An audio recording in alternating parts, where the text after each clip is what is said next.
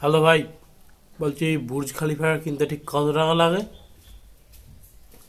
জানিস না? জানবি বা কি করে?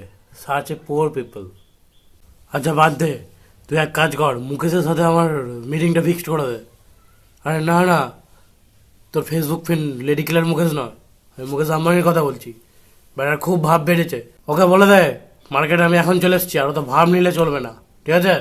আর তোদের ভাই আইপিএল একটা টিম কেনার কথা ভাবছে। আরে পাড়ার বাচ্চা কাচ্চাগুলো তো খেলার চান্স পায় না, তাদের জন্য একটা টিম করে দেবো। আরে এখন তোদের ভাই দু হাতে পয়সা কামাচ্ছে, এখন ভাববো না তোদের কথা কখন ভাববো বল? তুই তো আইপিএল দেখিস নাকি? দেখিস না, শুধু পয়সা লাগাস। সব প্রোডাক্টস, এত বড় লোকের বন্ধু শেষ পর্যন্ত জুয়ারি, সালা মেজাজটাই খারাপ করে দিল। হ্যালো ভাই, বলছি বুর্জ খলিফা কিনতে ঠিক কত টাকা লাগে জানিস না?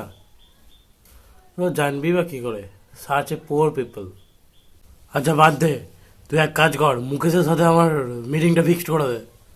আরে না না, তোর Facebook friend lady killer Mukesh নয়, আমি মুকেশ আম্বানির কথা বলছি। বেটার খুব ভাব বেড়েছে, ওকে বলে দে মার্কেটে আমি এখন চলে এসেছি, আর তো ভাব নিলে চলবে না, ঠিক আছে? আর তোদের ভাই আইপিএল একটা টিম কেনার কথা ভাবছে। আরে পাড়ার বাচ্চা কাচ্চাগুলো তো খেলার চান্স পায় না, তাদের জন্য একটা টিম করে দেবো।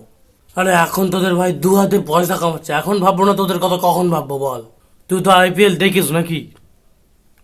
দেখিস না, শুধু পয়সা লাগাস। সব প্রোডাক্টস,